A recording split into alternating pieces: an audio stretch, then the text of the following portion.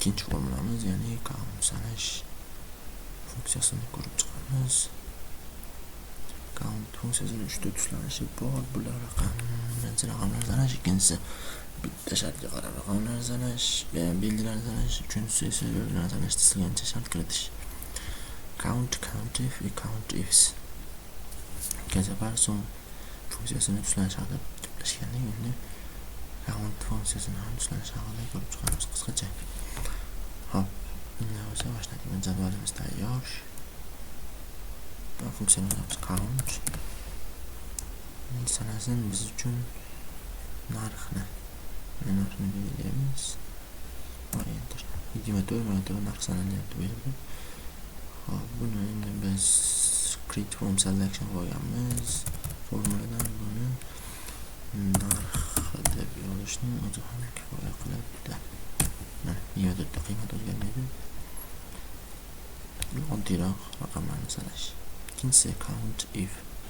Bu bitta shartga qarab belgilarni sanash. Yozamiz. Mana count if avval keyin shart kiritib olaylik. Shart kirishni bir safar o'rgatdim. Data bo'limida mana data validation chirib bu yerdan listni tanlab bu yerdan shu mahsulotlarni 3 ta mahsulot bor, lavash, burger, pizza, shularni olamiz. Va okey. Mana burger, pizza, lavash. Hop. Endi funksiya yozamiz. Count if va so'ralyapti mahsulot. Bizdan mahsulotlarni nechtaligini sanashni aniqlashimiz kerak. Buning uchun mahsulot, ya'ni o'sha jadvalda berilgan mahsulotlarni nechtadan sanalganligini aniqlash uchun range mahsulot va o'sha qidirilayotgan mahsulot. Bu enter. Lavash 7 marotaba sanalgan bu yerda. Mana bu yerdan ko'ramiz. Lavash. Okay. Mana 1 2 3 4 5 6 7 ta. 7 marotaba lavash bu yerda sanalyapti. Mana bu yerda ham ko'rishingiz mumkin. Filtrlaymiz. Endi buni o'zgartiradigan bo'lsak, burger 9 ta, pizza 8 ta. Mana. Ya'ni bitta shartga qarab belgilarni sanash. Count if. Keyin uchinchisi count ifs. Bu belgilarni sanashda istalgancha shart kiritish. Eng qiziqarlisi va eng soddasi.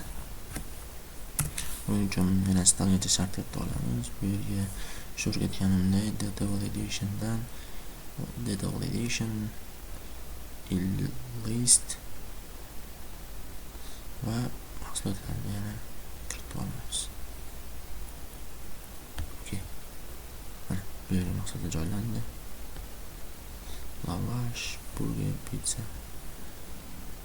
So'ng bu yerga xaridorlar ham men jadvalga qo'yaman.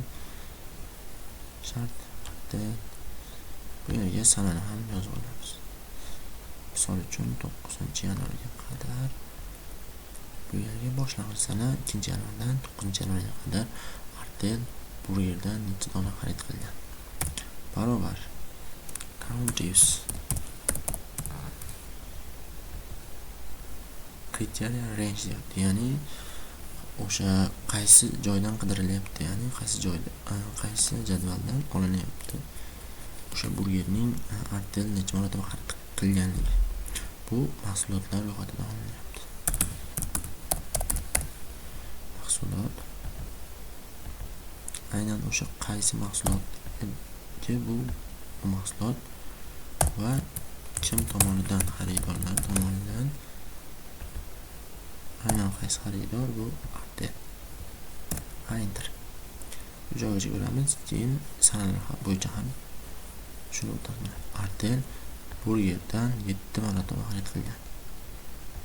Buni o'zgartirib ronni qiladigan bo'lsak, ronni 1 marotaba, Megamix esa 1 marotaba. Burgerni endi lavashga o'zgartirsak, Megamix 1 marotaba, Artel olmagan, ronni 6 marotaba. Endi bu funksiyani yana ham kengaytiradigan bo'lsak, ya'ni muddat qo'shadigan bo'lsak, sana va o'sha belgilangan sana katta yoki teng bo'lsin. Hop, percent belgisi mana qo'shish uchun qaysi sanadan, ya'ni bu sanadan katta yoki teng bo'lsa va yana sana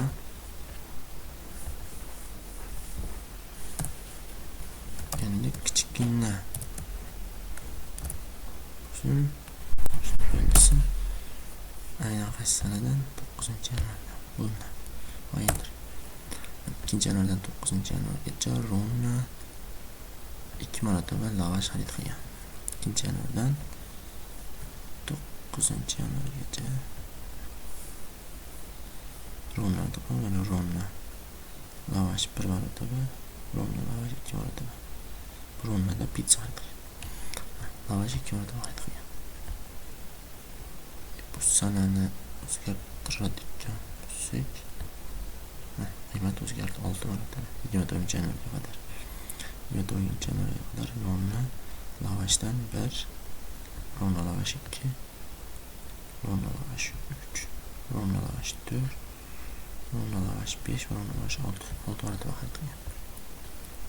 Bo'ldi. Funksiyaning qiymati shundan iborat. Rahmat.